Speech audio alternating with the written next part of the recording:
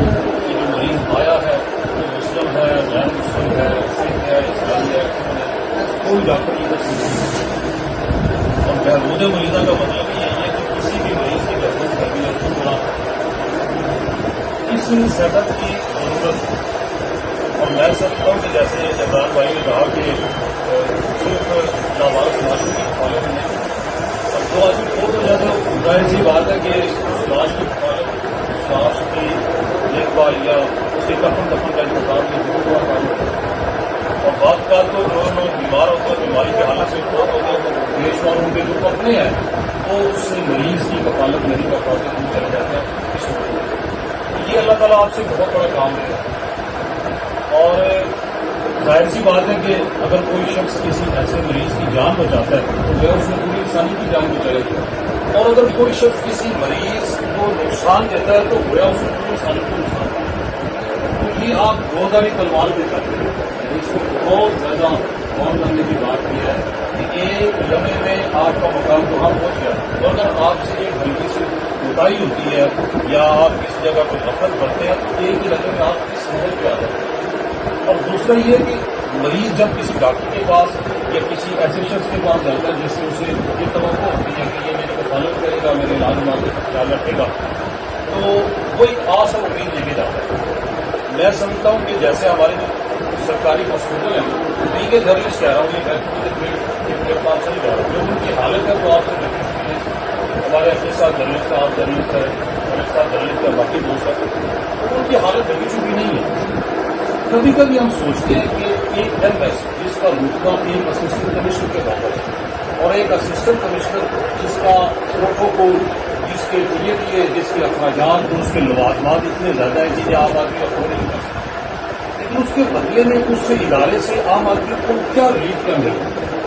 اگر تحصیل head quarter hospital جس کی اتنی بڑی بل ہے اور اتنے اس کے فنڈز ہیں، اگر وہاں مریض جانے کے بعد یہ کہہ دیا جائے کہ اس کو ٹرانسفر کر دو ڈی ایس یو میں، اس کو ٹرانسفر کر دو گجرات میں سمجھتا ہوں وہ ادارہ عام آدمی کے لیے کفالت کا بنش نہیں کرتا. اس سے 1000 درجے بہتر یہ بہبود بازی کا ہے جو ایک مردہ مریض کی کفن کا تو بندوبست کر دے.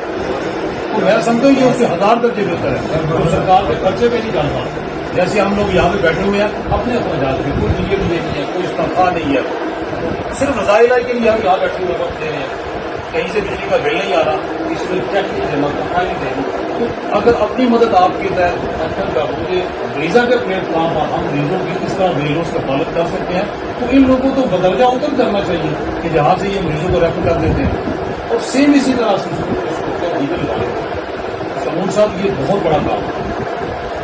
یہ اللہ تعالیٰ نے آپ کو چن لیا تھا دیش میں یہاں پہ ارب پتی کروڑ پتی لوگ موجود ہیں. اللہ نے تکلیف نہیں دی ہے، لوگوں کا مال ان کے گھر میں پڑا ہوا ہے، ان کے مرنے کے بعد ان تجوری میں پڑا رہتا ہے. اللہ تعالیٰ ان کے ہاتھ سے کسی مریض مستحق کی اور کسی ضرورتمند کی کفالت کا یہ کام دیتے ہی نہیں ہے، توفیق ہی نہیں دیتا. وہ کہتے ہیں نا ہم اللہ کے راستے میں خرچ نہیں کر پاتے، آپ نہیں کر پاتے. اللہ آپ کے مال کو پسند ہی نہیں کرتا کہ تیرا مال میرے راستے میں خرچ ہو. یعنی سوائے اللہ کی توفیق سے، جیسے وہ قرآن میں کہا گیا نا کہ میں نہ چاہوں تو تم ہدایت کے لیے آ سکتے، میں چاہتا ہوں کہ تم ہدایت کے لیے بات کا شاہ ہوگا تمہارے چاہنے سے کچھ نہیں ہوتا، جو میں چاہتا ہوں وہ ہوتا ہے. تو یہ ہم یہاں جو بیٹھے ہوئے نا ایسے مریضوں کے لیے جن کا ہمیں پتہ ہی نہیں ہے، ان کی حفاظت کے لیے نیٹ ورک بنا رہے ہیں، یہ اللہ کی حکم سے اس کے عزت سے یہاں پہ نہ آپ نے کسی کو بلایا، نہ ہم نے کسی کو بلایا، نہ کسی کے آنے سے. اللہ نے ہمیں توفیق دی ہے کہ آپ اپنی آپ کو بہتر کر لیں، اپنے گناہوں کا کفارہ کر لیں، اس پلیٹ فارم سے کسی مریض کے لیے، کسی درد مند کے لیے، کسی درد دل کے لیے کچھ کر لیں.